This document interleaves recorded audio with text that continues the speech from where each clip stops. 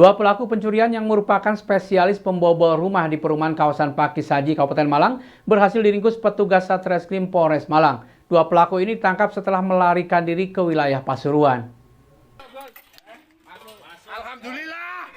Inilah video amatir saat petugas gabungan dari Buser Polres Malang dan Reskrim Polsek Pakissaji saat melakukan penangkapan dua pelaku di wilayah Pandaan, Kabupaten Pasuruan atas kasus pembobol rumah di salah satu perumahan di kawasan Pakissaji, Kabupaten Malang. Kedua pelaku adalah Didik, berusia 33 tahun, warga Kabupaten Probolinggo, yang tinggal di Desa Tambak Sari, Kecamatan Pakissaji, Kabupaten Malang, dan Muhammad Solikin, berusia 35 tahun, warga Kecamatan Kedunggandang, Kota Malang. Dengan modus memanjat tembok menggunakan tangga, kedua pelaku mencungkil jendela dan merusak pintu pada dini hari saat korban tengah terlelap tidur. Usai berhasil masuk rumah, mereka beraksi menguras harta benda yang ada seperti motor matic, tas lempang, dompet berserta isinya, uang 200.000 dan kartu ATM di atas meja. Kedua pelaku langsung kabur ke wilayah Pandaan, Pasuruan dan bersembunyi hingga akhirnya petugas gabungan yang melakukan penyelidikan langsung mencari keberadaan pelaku di persembunyiannya. Berkat rekaman CCTV, kedua pelaku berhasil ditangkap saat bersembunyi di sebuah tandon di Pasuruan. Kasat Reskrim Polres Malang mengatakan kedua pelaku merupakan residivis kasus pencurian yang dilakukan pada tahun 2003 dan 2015 silam. Sementara selain mengamankan kedua pelaku, polisi juga menyita barang bukti hasil kejahatan berupa sepeda motor matic hasil dan sarana, 2 buah ponsel, kunci letter T juga diamankan sebagai barang bukti di persidangan nantinya. Akibat perbuatan yang dilakukan, kedua pelaku diganjar dengan pasal 363 KUHP tentang pencurian dengan pemberatan, yang mana ancaman hukumannya hingga 7 tahun kurungan penjara. Dari hasil penyelidikan kami di lokasi tersebut, benar bahwa pelaku ada di tempat tersebut dan setelah dilakukan pengecekan, kami berhasil mengamankan kedua orang ini, yang dimana TSK Didik dan TSK Solihin itu berada pada lokasi tempat persembunyian atau rumah yang sama. Selanjutnya kami amankan kedua tersangka ini berikut dengan beberapa barang bukti yang sudah kita tampilkan di Polres Malang. Adapun yang satu, pada saat kita amankan saudara Didik, sempat kita kehilangan jejak yang bersangkutan. Rupanya begitu anggota melakukan penggeledahan di areal rumah dengan sangat teliti, bisa menangkap dan mengamankan yang bersangkutan yang sedang bersembunyi di dalam tandon air. Tersangka Didi dan tersangka Solihin masuk ke dalam rumah dengan cara memanjat tembok belakang rumah milik korban dengan menggunakan tangga. Setelah berhasil masuk ke dalam rumah bagian belakang, kedua tersangka membuka pintu belakang rumah korban dengan cara mendorong dan kemudian berhasil masuk ke dalam rumah tersebut. Setelah itu, tersangka masuk ke dalam kamar depan rumah korban dan mencuri satu HP merek Samsung, satu HP merek Oppo, tas lempang, dan dompet yang berisi uang 200.000. Simon Alfredo melaporkan. Untuk mengantisipasi dan mencegah penyebaran COVID-19 fase ketiga Omikron, aparat gabungan yang tergabung dalam tim Pamor Kris melakukan patroli sekaligus memberikan himbauan edukasi kepada masyarakat luas terkait protokol kesehatan. Pada kegiatan tersebut, tim Pamor Kris membagikan masker kepada warga masyarakat. Kegiatan patroli motor penegakan kesehatan di masyarakat atau Pamor Kris terus berlangsung dalam rangka untuk menekan persebaran COVID-19 di masyarakat, sekaligus untuk mengingatkan dan menggugah kesadaran masyarakat untuk tetap patuh dan menerapkan protokol kesehatan. Tim gabungan yang terdiri dari Polri, TNI, Dishub, Satpol PP, dan unsur lainnya terus melakukan patroli dan sosialisasi kepada masyarakat luas terkait pentingnya mematuhi protokol kesehatan karena persebaran COVID-19 yang saat ini memasuki fase ketiga Omikron mengalami peningkatan di Jawa Timur dan Malang Raya. Tim Pamor Kris memberikan himbauan edukasi di berbagai tempat keramaian, seperti terminal, tempat wisata, pasar, maupun tempat keramaian dan fasilitas umum lainnya. Menurut Kasih Dalops Dishub Kota Batu menjelaskan, Kegiatan ini merupakan salah satu upaya untuk menekan angka persebaran COVID-19, selain vaksinasi dan sekaligus untuk mengingatkan warga masyarakat untuk patuh dan bersama-sama mencegah persebaran COVID-19. Di kawasan pasar relokasi terlihat tim Pamor Keris melakukan sosialisasi, edukasi sekaligus pembagian masker kepada warga masyarakat yang tidak mengenakan masker dan menghimbau untuk mematuhi protokol kesehatan untuk menekan persebaran COVID-19 khususnya di Kota Batu.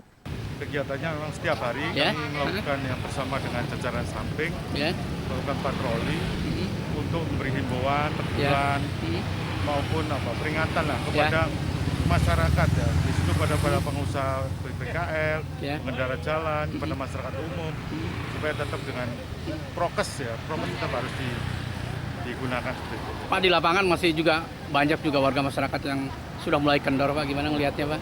Iya, dari disinilah memang kepedulian masyarakat ya terhadap keadaan atau pandemi yang ada di negara kita ini ya. Itu memang harus dibutuhkan kepedulian. Masyarakat memang sudah banyak yang kurang peduli lah menurut saya dengan keadaan dan kondisi saat ini. Himbauan, Pak, kepada masyarakat luas ini, Pak, ya, Kota Batu khususnya. Ya. Saya berharap kepada masyarakat Kota Batu pada umumnya supaya peduli dengan keadaan pandemi saat ini, biar kondisi cepat kembali pulih seperti sedia kala. Iwan Dikmawan melaporkan. Terima kasih Anda masih bersama kami Info 7 Malang Raya.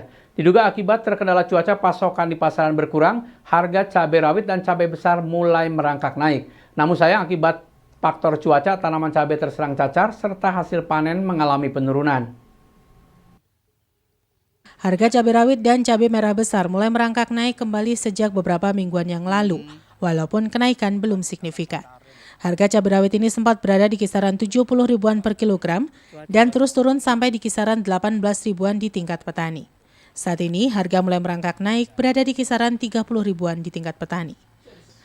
Tidak hanya itu, akibat faktor cuaca tanaman cabai juga menurun kualitasnya karena banyak terserang cacar dan juga pohon cabai banyak yang mengering. Akibatnya volume hasil panen pun menjadi menurun, sementara untuk harga justru mengalami kenaikan. Untuk membantu petani mengembalikan biaya perawatan tanaman yang semakin tinggi untuk kebutuhan obat-obatan dan juga pupuk. Menurut salah seorang petani di kawasan Karang Ploso menjelaskan, dengan harga saat ini cabai rawit di kisaran 30 ribuan dan cabai merah besar 20 ribuan, termasuk harga biasa, karena untuk cabai biasanya ketika harga melonjak bisa di kisaran 100 ribuan lebih per kilogramnya. Di lokasi terlihat cukup banyak lahan yang ditanami cabai dan sudah siap panen. Namun sayang karena faktor cuaca, tanaman cabai banyak yang kering dan cabai mulai busuk dan rontok, sehingga mengurangi volume hasil panen. Harga lombok kecil saat ini berapa, Pak? Kisaran 30. 30. Berarti itu termasuk harga sudah naik ya? Ya, naik. Padahal baru kemarin itu baru sekitar 3 hari yang lalu masih sekitar 24-an kalau salah, yang kecil. Untuk yang besar gimana saat ini? 20 ribuan sekitaran. Sekitaran 20 ribu. Tapi ini anunya Pak ya, lomboknya banyak yang kering-kering itu kenapa Pak ini Pak? Mati alum loh. Alum kali ini. Apa yang kena cacar sebagian ya? Bagian cacar, alum nih Pak. Itu karena faktor ini berarti Pak ya? Faktor apa? Jenisnya ada bisa, pemulahan tanah bisa. Apa faktor cuaca juga pengaruh? Cuacanya pengaruh Pak. Sangat Pas bulan-bulan ini. Iya. Kalau di isor-isoran tambah parah Pak sini kita masih Pak, berarti kalau sudah kena cacar gini, hasil panen bisa berkurang berapa persen Pak dibandingkan dengan kondisi normal kira-kira? Sekitar 30-an. 30% Pak ya. Pak, dengan harga obat yang sekarang tinggi gimana Pak untuk kelebihannya kalau nanam lombok Pak? Kira-kira? Ya enggak bisa. Tapi masih ada kelebihannya Pak ya dengan harga segini? Ya, ada. Oke. Iwan Dikmawan melaporkan. Masih belum memasuki masa panen raya dan stok jeruk siap panen masih terbatas, berdampak pada relatif stabilnya harga jual jeruk. Namun sayang, ketika jeruk mencapai harga tinggi akibat banyak jeruk membanjiri pasar, baik jeruk lokal maupun jeruk luar, sehingga harga jeruk kembali turun. Masih turun hujan dan stok jeruk siap panen masih terbatas, berdampak pada cukup stabilnya harga jual di tingkat petani. Faktor cuaca hujan yang masih turun juga berdampak pada cukup banyaknya hama lalat buah yang menyerang tanaman jeruk. Akibat terpengaruh cuaca, hasil panen jeruk menjadi tidak serentak sehingga harga bisa relatif stabil dan bagus di tingkat petani, berbeda dengan ketika panen raya yang biasanya harga akan mengalami penurunan. Saat ini untuk jeruk siam di kisaran 12 ribuan di tingkat petani dan harga jeruk iris masih di kisaran 6 ribuan per kilogram. Banyaknya buah-buahan di pasaran juga mempengaruhi permintaan dan harga jual jeruk karena masyarakat mempunyai alternatif pilihan pemenuhan kebutuhan buah sehingga harga jeruk biasanya akan turun. Menurut salah seorang petani menjelaskan, kondisi cuaca bisa mengakibatkan biaya operasional dan pengeluaran akan semakin bertambah, khususnya untuk obat-obatan.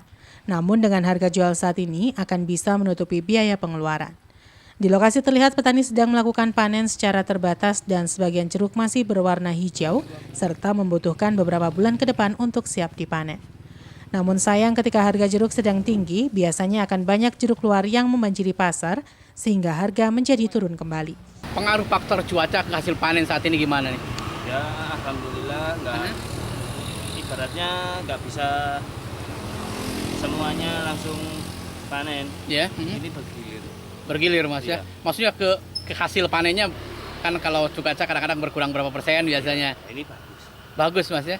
Untuk harga sebetulnya gimana untuk harga? Kalau untuk harga Termasuk apa harga bagus saat ini, apa harga? ini ya agak bagus sih. Harga bagus Mas ya. Untuk permintaan sendiri ini kan sekarang kan saingannya juga buah-buahan Ya, masih luar. Itu ini ya yang penting rasa. oh gitu. Iya.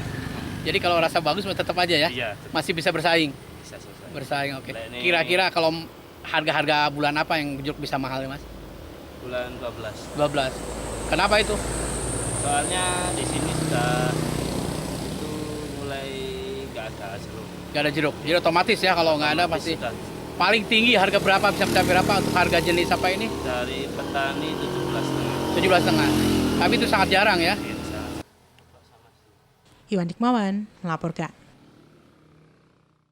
Terima kasih Anda masih bersama kami Info 7 Malang Raya. Memberikan pemahaman kepada masyarakat khususnya pedagang pasar terkait akan adanya revitalisasi pasar, Dinas Koperasi Perindustrian dan Perdagangan Kota Malang memberikan sosialisasi kepada puluhan pedagang pasar Kedung Gandang, Kota Malang. Rencananya tahun ini Dinas Koperasi Perindustrian dan Perdagangan Kota Malang akan melakukan pembangunan pasar Kedung Gandang menjadi pasar rakyat yang lebih sehat.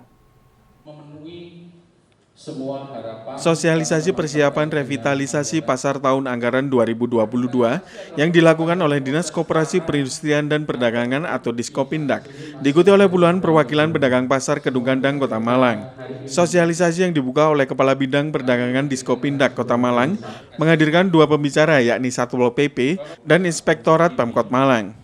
Kepala Bidang Perdagangan Diskopindak Kota Malang, Sabto Wibowo, yang membuka acara sosialisasi tersebut mengatakan bahwa tujuan dari sosialisasi ini yakni untuk memberikan pemahaman kepada pedagang pasar Kedung Gandang terkait akan adanya revitalisasi atau pembangunan pasar Kedung Gandang. Pembangunan pasar ini yakni kios atau lapak dalam pasar yang akan ditempati oleh pedagang pasar Kedung Gandang. Sabto juga berharap dengan adanya sosialisasi ini, nantinya pedagang paham sehingga pembangunan menjadi lancar.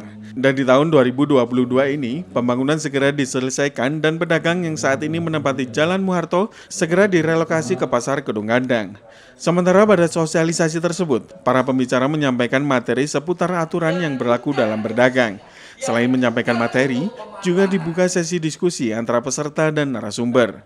Jadi sasaran daripada sosialisasi ini adalah ke pedagang di pasar Kedung Gandang dan PKL-PKL yang ada di pasar di Jalan Muharto. Tujuannya adalah memberikan satu pemahaman kepada pedagang-pedagang tersebut bahwa pada tahun ini, tahun 2022 ini akan ada pembangunan revitalisasi khususnya terkait dengan meja-meja los yang ada di pasar Kedung Gandang, di mana pada tahun 2019 sudah dibangunkan terkait atap. Jadi ini ada penyempurnaan fasilitas-fasilitas di pasar Kedung Gandang. Harapannya semua pedagang yang ini akan terfasilitasi dan masuk ke pasar untuk tahun 2022 ini setelah selesai pembangunan di Pasar Kedung Gandang. Pembangunan untuk revitalisasi arahnya semuanya ke pasar standar nasional Indonesia. Nah, kebetulan untuk tahun ini kami hanya mendapatkan anggaran untuk satu pasar ini, yaitu di Pasar Kedung Gandang. Selama ini sudah ada 14 pasar dari 26 pasar yang sudah kita revitalisasi. Arahnya semua ke standar nasional Indonesia. Targetnya Pak? Targetnya yaitu bahwa pasar-pasar yang sudah terrevitalisasi akan memberikan dampak penghasilan banyak konsumen-konsumen yang kembali lagi beralih ke pasar rakyat yang selama ini kemungkinan berpindah ke pasar-pasar modern dan lain sebagainya, sehingga menambah pendapatan warga masyarakat khususnya pedagang di pasar tersebut. Simon Alfredo melaporkan.